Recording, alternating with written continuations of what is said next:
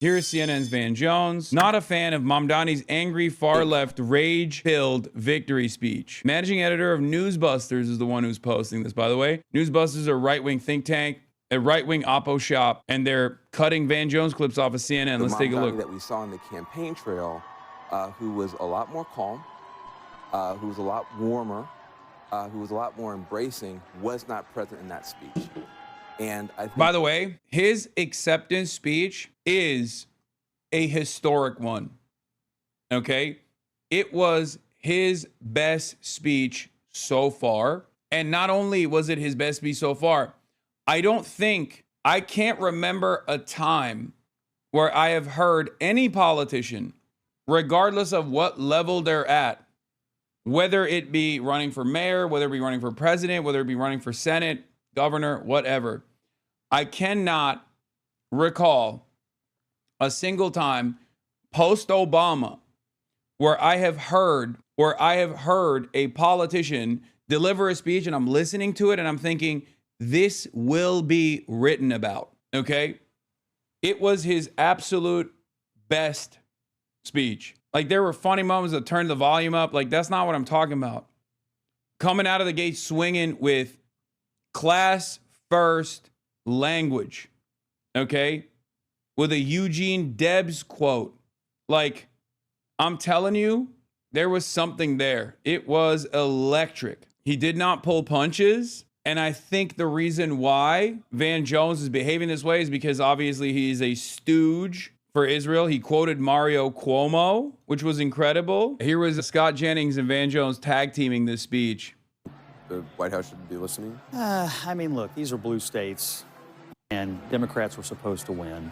It is really interesting, though. The cope coming from the right and the center is identical. Oh, this victory is meaningless. Oh, they only spent like $100 million attacking the dude every second of the day and literally concocted a spoiler candidate. Oh, it's not that big of a deal. Oh, who cares?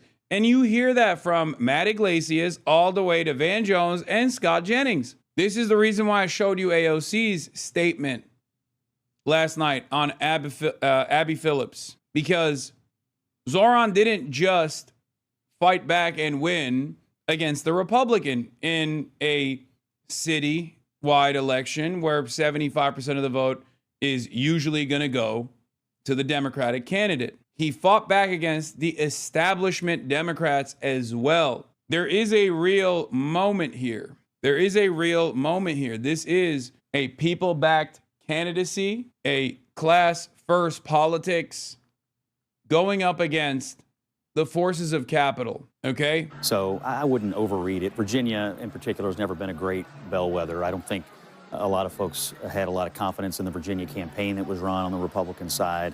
And New Jersey is New Jersey. So I would hesitate to overread it. I don't think the concerns you raised are illegitimate political strategy concerns.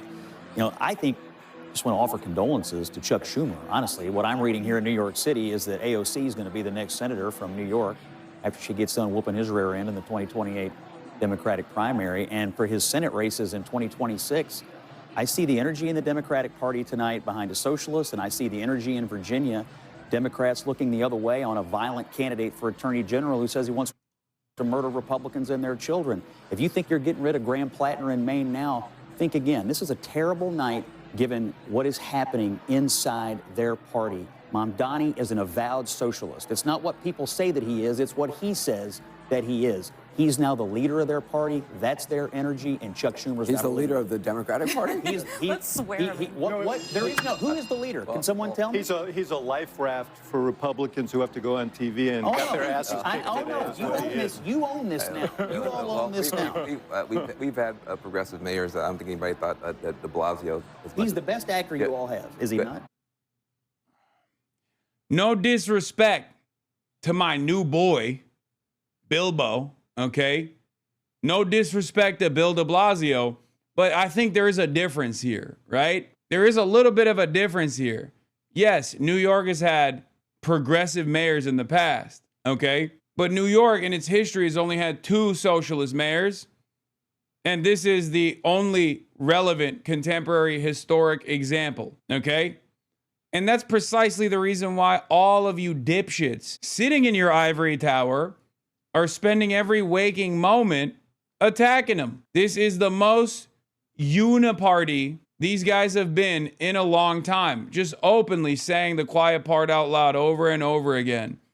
Make no mistake, if he was the same exact like regular progressive Democrat, there wouldn't be this level of angst and this level of animosity. Let's be real. That's just the truth. Listen, here's what I'll say. I'm a lot happier than you are sad. You're saying I'm happy. You know why? Buyer's remorse from independents. Independents gave Donald Trump a shot. Buyer's remorse. The Latin community gave him a shot. You see, buyer's remorse. Black men gave Trump a shot. They've come back home. Didn't. Buyer's remorse. Why? They didn't. That's just bad. That's just bad commentary. Like, you can say that about the Hispanic vote. You can't even say that about black men. That's just bullshit. That's bullshit. The margins for black men were so narrow. It was nothing. It was nothing. Okay?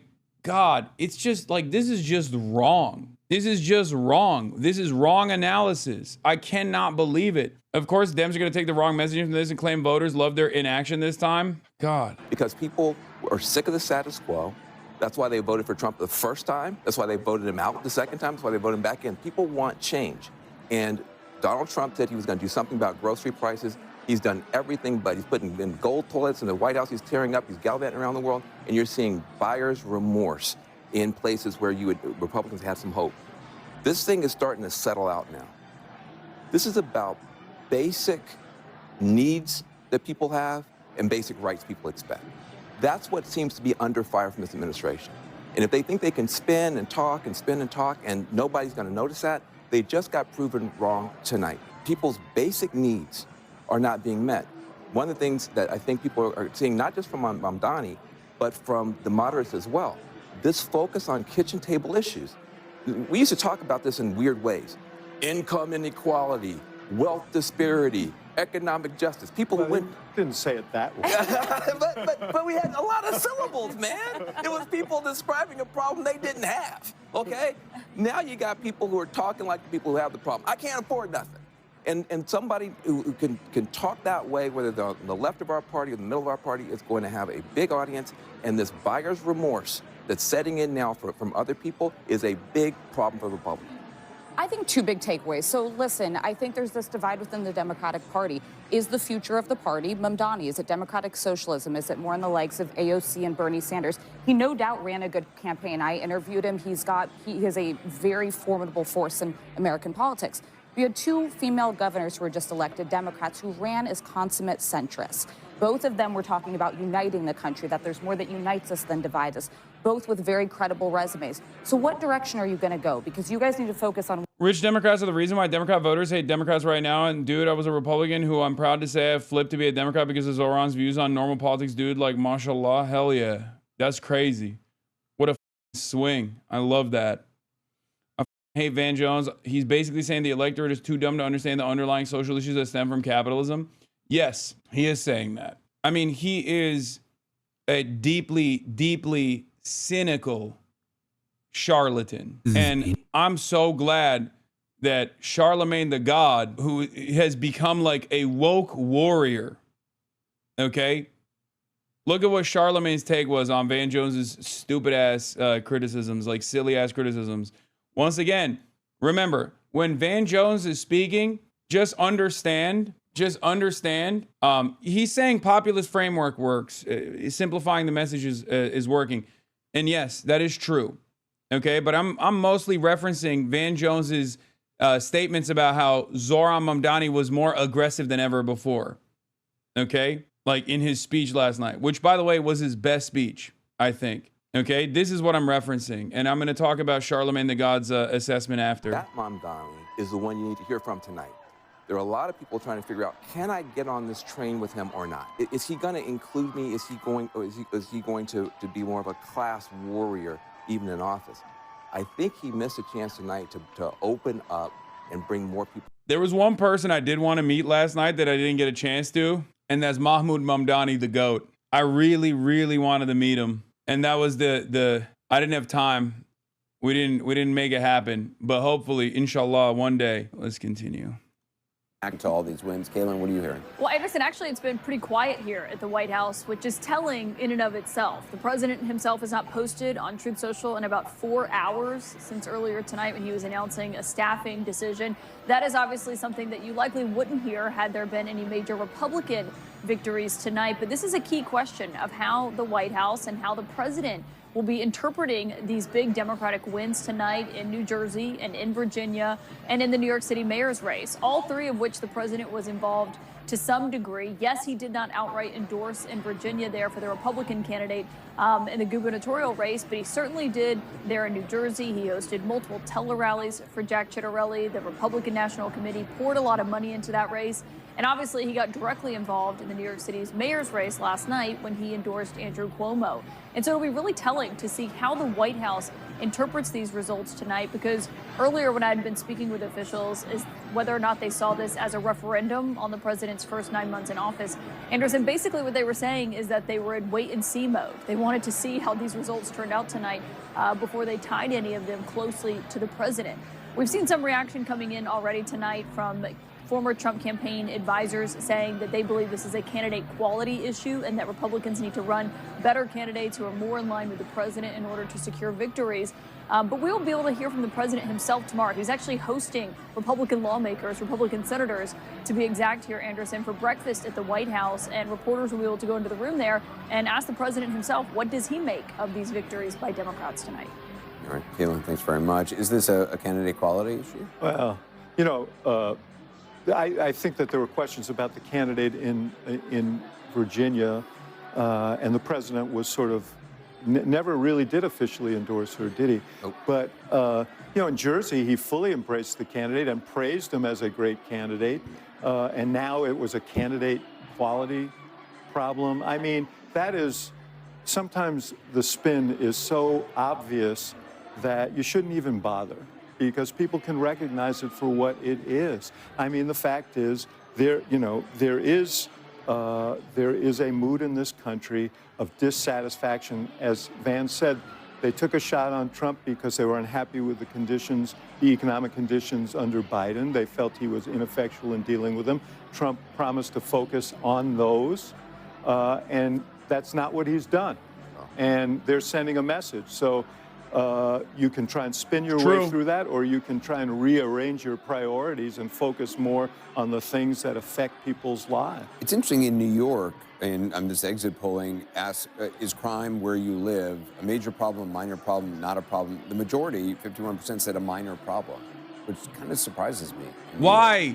Why does it surprise you, Anderson? Why would that surprise you? Of course it's unsurprising. Edited like a snarker thumbnail. The Free Beacon having a totally normal one. That's awesome. Why would that be surprising? That is the most consistent thing.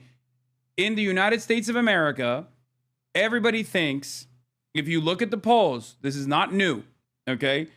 And Anderson Cooper is a nationally prominent political commentator, okay? This is consistent. Everybody thinks crime is happening just elsewhere. That's literally it. The crime panic is everywhere but where I live. That is the most common and consistent position. People always think that there is a shit ton of crime happening, just not in their neighborhood. So, of course, when they're asked directly, do you think there's crime in your neighborhood? They're going to say no, because crime is at historic lows again. There was a brief moment where it peaked during COVID, and now it's back to the same historical pattern. And also given the attention that the president was putting. Well, but that was part of Cuomo's problem, is that Eric Adams, whatever you want to say about him, had actually done a reasonably good job of bringing some of the crime down. The subways were getting a little bit safer. The police commissioner also, who Mamdani says he will keep on. Will keep on. Yeah, Glaze, anybody but Zohran Mamdani. Is actually moving in the right direction. Cuomo comes out and he's going to do a campaign that's mainly about public safety, but it felt a little bit flat. And I think the other thing that you have to understand is not only did Mamdani run a campaign that's going to be studied forever, Cuomo could have been Mamdani's co-chair of Mamdani's campaign. He did a terrible job. He was bubble wrapped. I've talked to grassroots people who said that he would basically ghost grassroots groups. He would insist, if I come, you can't have your cell phones. It was like he was entitled to this, and he was going to deign to show up at the grassroots level. That actually does not work. You've got to be at the community level, and that's why he lost. Annoying. Here's what Charlemagne the God had to say about Van Jones. Any of that divisive. I personally loved it. He covered all bases. He talked about working with police, helping people with mental health issues. He talked about helping the homeless, trans people, black women, Jewish people, the Muslim community. Most importantly, he spoke to the working class of all races. Van Jones didn't like that. He thought it was divisive. But I think he missed an opportunity. The Mamdani that we saw on the campaign trail, who was a lot more calm, who was a lot warmer, who was a lot more embracing. Where the f does Jones get this analysis from? It's called $100 million from Jeff Bezos. Literally look it up. Jeff Bezos gave him straight up, no questions asked, $100 million. He also is one of Van Jones, despite his early beginnings as an activist and a movement builder, as a Maoist third worldist. This is real. You can also look that up as well. He is a massive AIPAC stooge, okay? He is deeply, deeply in the pockets of the Israel lobby. He is such a annoying person.